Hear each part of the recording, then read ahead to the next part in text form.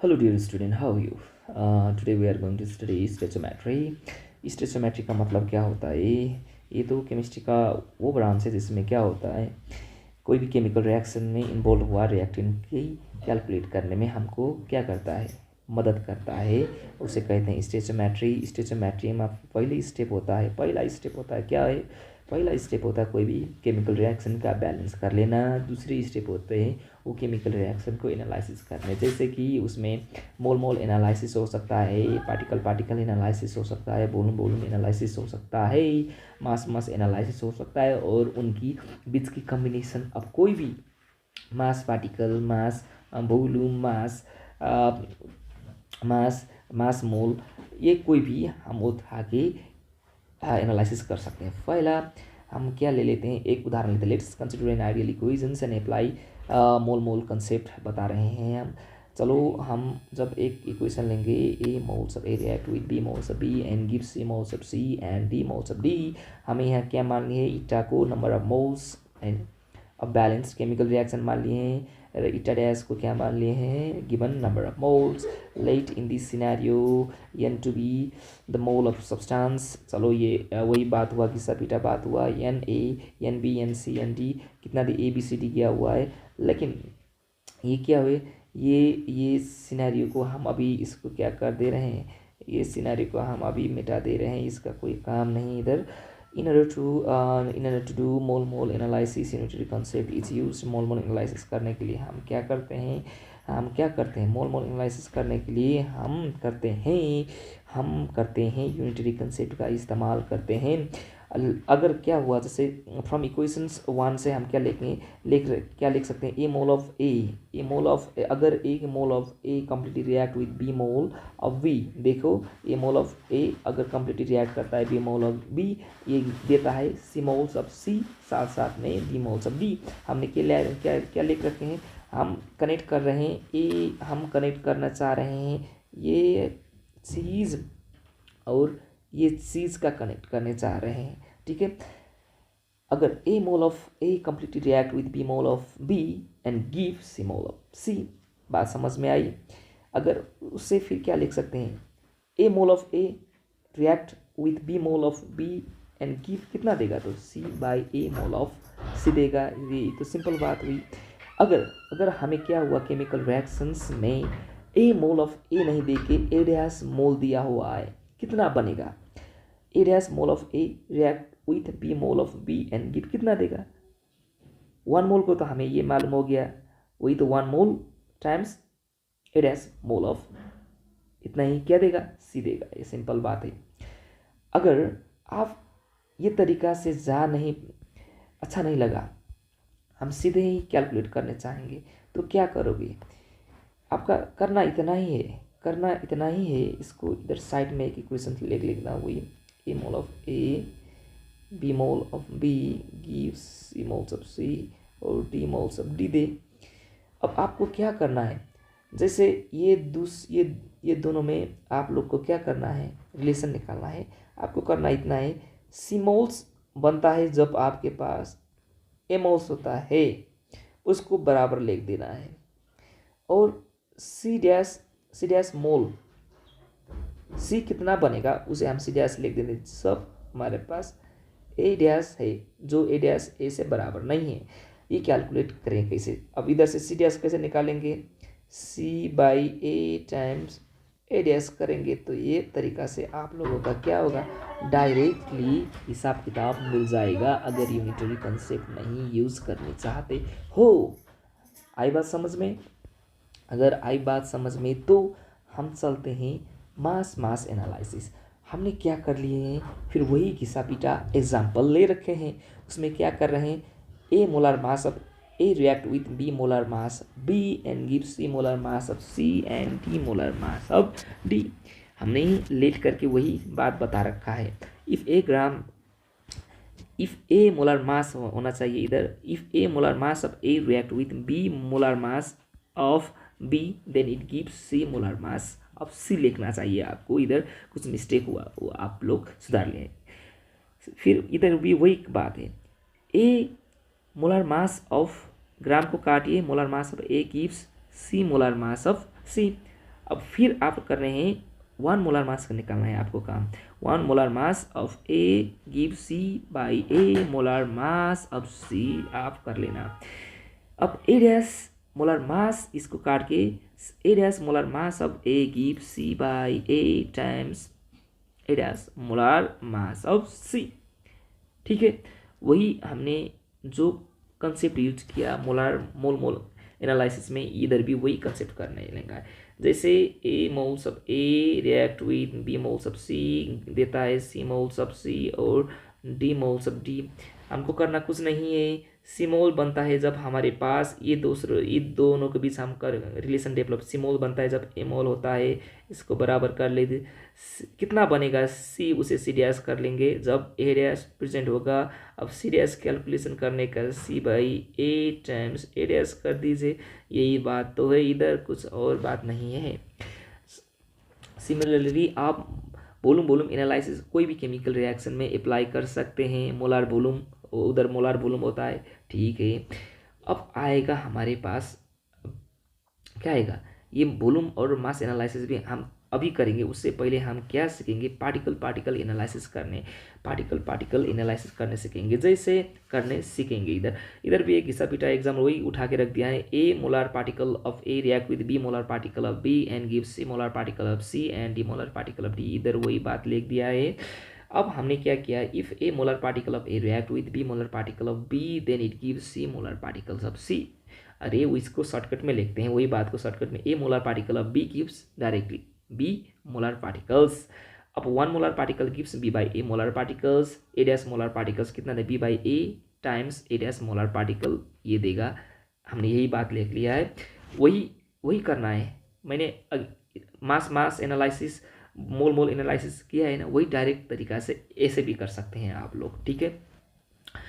अब हमें इधर आना है, हमने जहाँ वॉल्यूम एंड मास एनालिसिस किए हैं, ऐसे केमिकल रिएक्शन लेना है जहाँ पे एक सॉलिड सब्सटेंस है और उसमें से एक सॉलिड और गैस प्रोड्यूस हो सकता है। जैसे कैल्शियम क्लोराइड लिए, कैल्शियम हाइपोक्लोराइड लिए, कैल्शियम हाइपोक्लोराइड के टूटाने से कैल्शियम क्लोराइड और ऑक्सीजन गैस मिलता है। हमें क्या मालूम है, ये तो हम क्या कर सकते हैं, 1 मोल, चलो हम ले लेते हैं। 1 मोल है, कितना है, 1 मोल है, कितना है, 1 मोल है। ये भी कितना निकला, 1 मोल, ये भी कितना निकला, 1 मोल।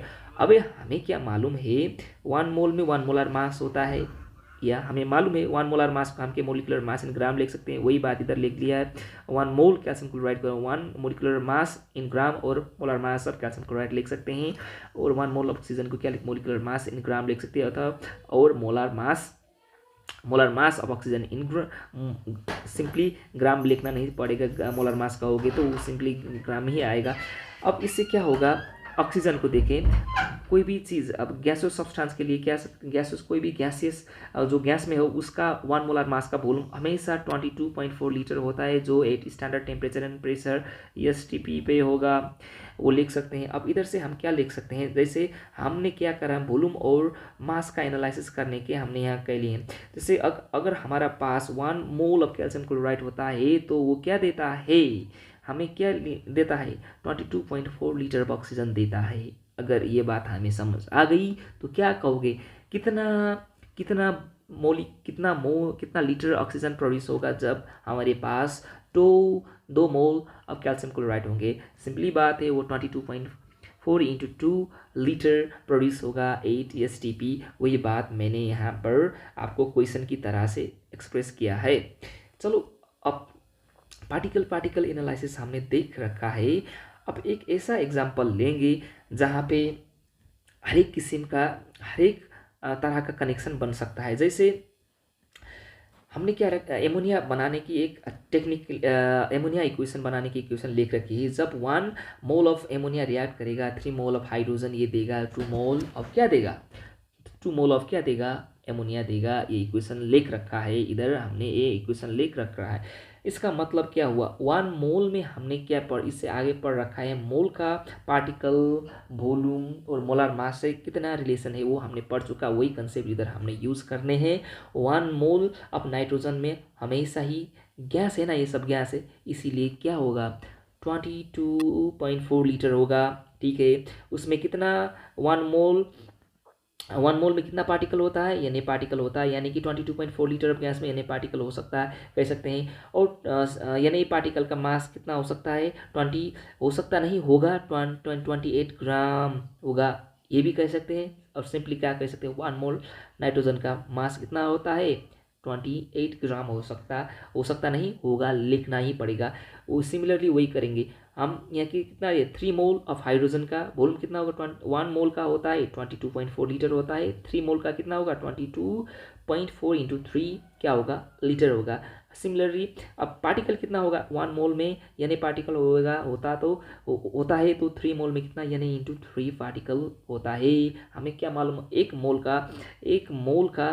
मोल का हाइड्रोजन का मास 2 ग्राम होता है, 3 मोल का 6 ग्राम, वही लिख रखा है हमने इधर भी। एमोनिया मोलिक्यूल की भी वही लिख रखा है।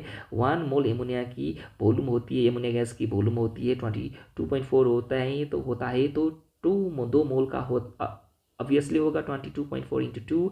और 1 मोल ऑफ एमोनिया में यानी पार्टिकल होता है तो 2 मोल ऑफ एमोनिया में यानी इंटू 2 पार्टिकल होगा।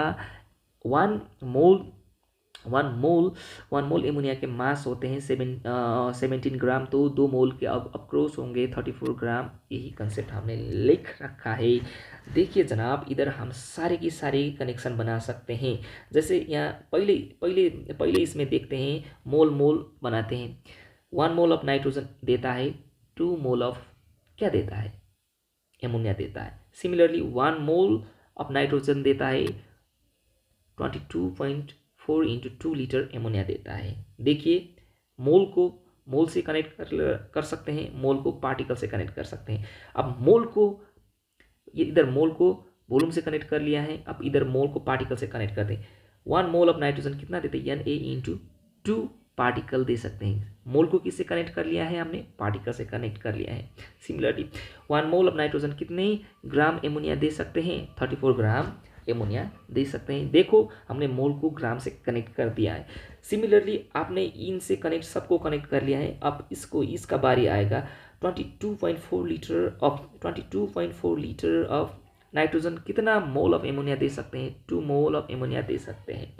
सिमिलरली 22.4 लीटर नाइट्रोजन कितना वॉल्यूम ऑफ एमोनिया दे सकता है, 22.4 इंटू 2 वॉल्यूम ऑफ एमोनिया दे सकता है। सिमिलरली हमने 22.4 लीटर ऑफ नाइट्रोजन कितना पार्टिकल ऑफ एमोनिया दे सकता है, यानी A इंटू 2 पार्टिकल दे सकता है। सिमिलरली 22.4 लीटर ऑफ नाइट्रोजन कितना ग्राम एमोनिया दे सकते हैं, 34 ग्राम एमोनिया दे सकते हैं। इसी तरह से आप सारी की सारी कनेक्शन डेवलप कर सकते हैं।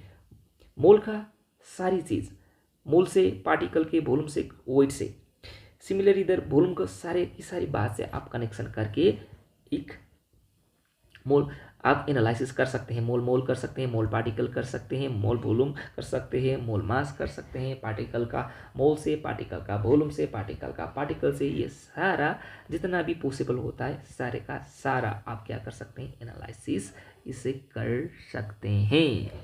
अगर मेरी बात समझ में आई हो तो जैसे हमें इधर हमारा पास लिमिटिंग रीजन का कंसेप्ट आ गया है। लिमिटिंग रीजन का कंसेप्ट समझने के लिए पहला हम एक डिफ़िकल्ट एग्जांपल ले लेते हैं, बाद में ईजियर एग्जांपल लेंगे तो हमें अच्छा लगेगा। पहला ईजियर लेंगे फिर डिफ़िकल्ट पे आएंगे तो हमें डिफ़िकल्ट लग सकता है। जैसे एक उदाहरण ले लीजिए, उदाहरण के तौर में मैं एमोनिया बनाने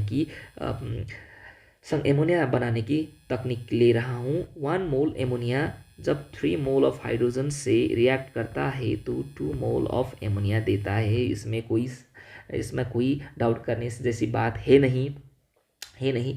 ये क्या कह रहा है, जैसे 11, जब एक फुटबॉल टीम में 11 प्लेयर्स होंगे, मुझे मालूम नहीं 11-12 जितना भी होगी, चलो मान लेते हैं अभी 11 प्लेयर्स होंगे तो एक टीम बनता है। उसी तरह से जब 1 mole of nitrogen 3 mole of hydrogen से रिएक्ट करता है तो 2 मोल ऑफ एमोनिया देता है। ये एक रिएक्शन बनाता है। क्या बनाता है, एक टीम जैसा एक रिएक्शन बनाता है। क्या बनाता है, एक टीम जैसा एक रिएक्शन बनाता है। इसका मतलब क्या हुआ, 1 mole of nitrogen 3 mole of hydrogen से रिएक्ट करके 2 मोल ऑफ एमोनिया को देता है। 2 मोल ऑफ एमोनिया का क्या देता है, पैदा करता है। ये बात हमने समझ ली है।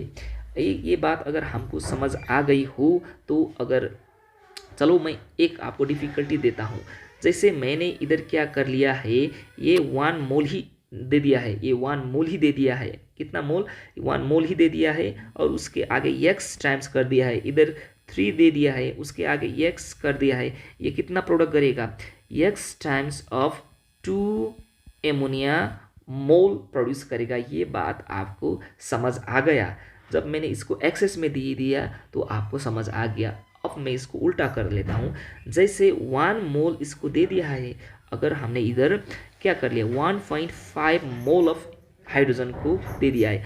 अब कितना एमोनिया प्रोड्यूस करेगा आपको दिमाग में आना चाहिए। ये कितना प्रोड्यूस करेगा, कितना प्रोड्यूस करेगा, ये बात समझने के लिए हमको क्या समझना पड़ेगा।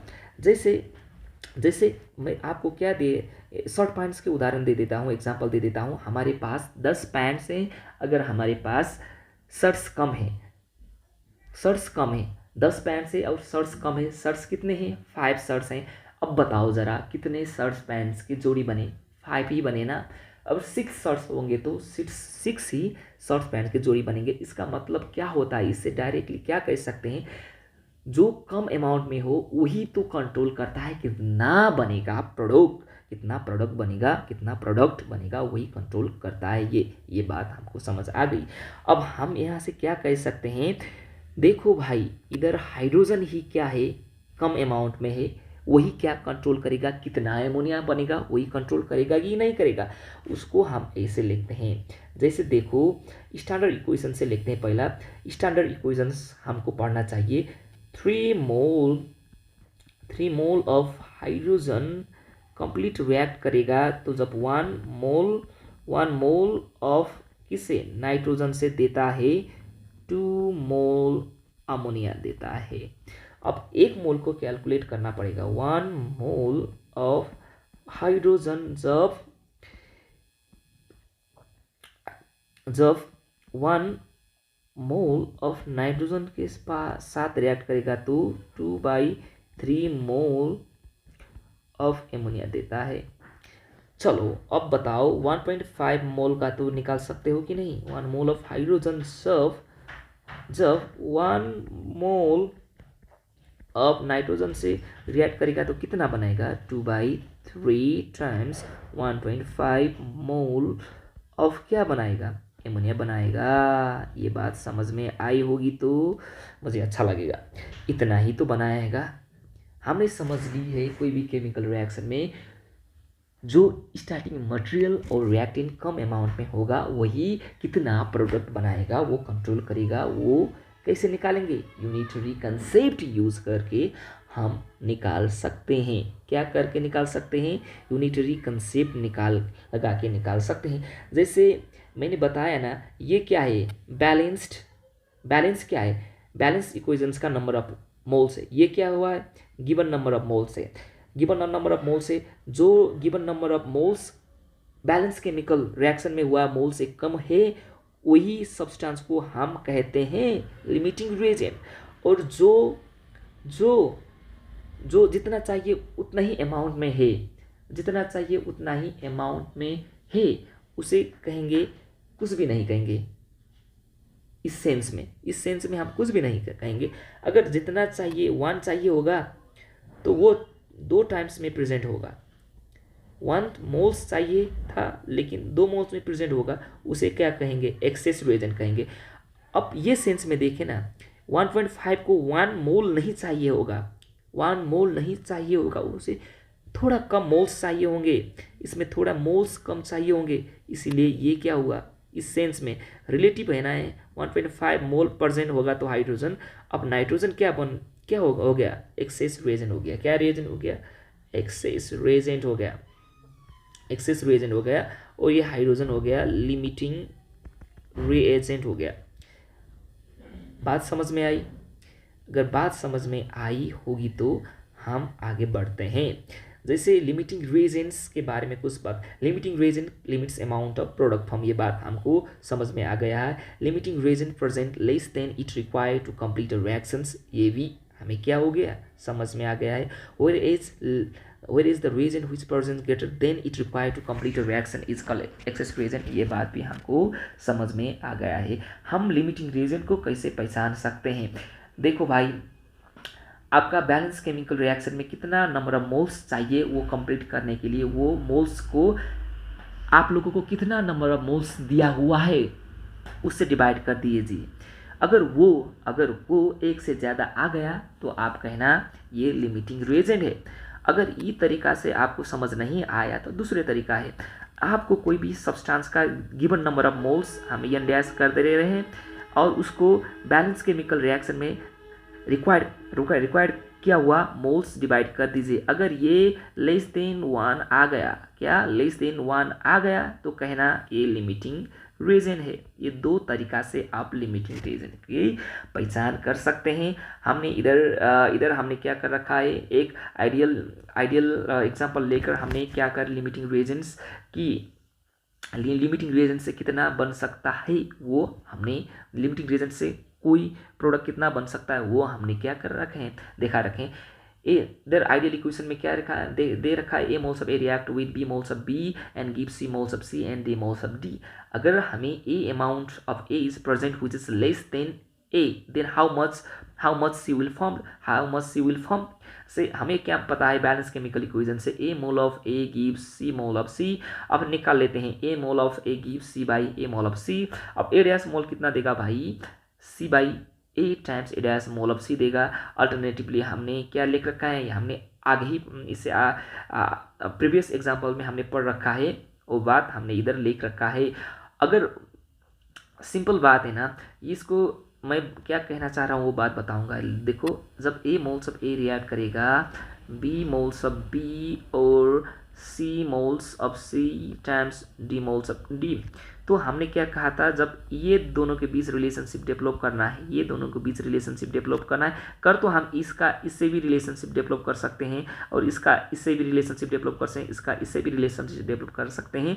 मैंने इधर मुझे ये पढ़ाते पढ़ाते यही हो गया, ए और सी के बीच रिलेशनशिप डेवलप करने का आदत हो गया। चलो हम करते हैं। चलो हमें क्या कह सकते हैं, सी मोल्स बनता है जब हमारा पास ए मोल्स होगा, इसको इक्वल करो, कितना बनेगा सी, जब डैश करो उसे कहते हैं जब ए डैश अमाउंट परसेंट होगा, जिधर ए डैश क्या है लेस, ए डैश क्या है लेस देन ए है, इसीलिए तो ए क्या हुआ, ए तो कम अमाउंट में परसेंट है, इसीलिए ये क्या हुआ लिमिटिंग रीजन हो गया।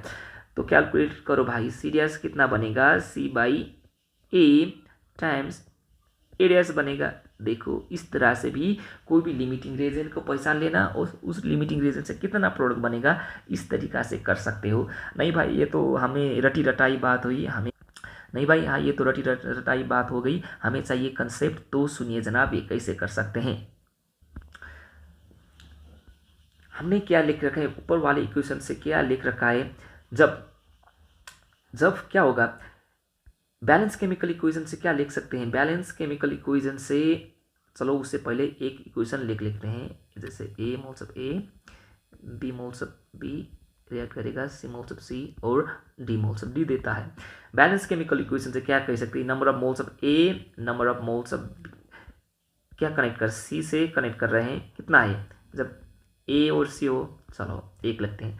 जब बताए जनाब, जब A dash amount of A present होगा, ये कितना कंज्यूम करेगा, ऑफकोर्स बी डैश अमाउंट तो कंज्यूम करेगा, और कितना बनेगा, सी डैश बनेगा और डी डैश बनेगा। चलो अब हम लिख लेते हैं इसके लिए। अब ये जब दिया हुआ है इस इक्वेशन से आप क्या लिख सकते हैं, N A dash divided by N dash C से क्या लिख सकते हैं, A dash times C dash लिख सकते हैं, ये लिख सकते हैं। अब आप लोगों को बात समझ में आना चाहिए, ये रेशियो और ये रेशियो क्या होता है, हमेशा ही सेम होता है। क्या होता है, हमेशा ही सेम होता है। इसको ए बाई सी को ए डैश बाई सी डैश लिख सकते हो कि नहीं सकते हो, इसे आप लोग सी डैश इजीली कैलकुलेट कर सकते हो कि नहीं, इस तरह से आप कोई भी लिमिटिंग रीजन से कितना प्रोडक्ट फॉर्म होता है, इस तरीका से भी आप लोग लिख सकते हो।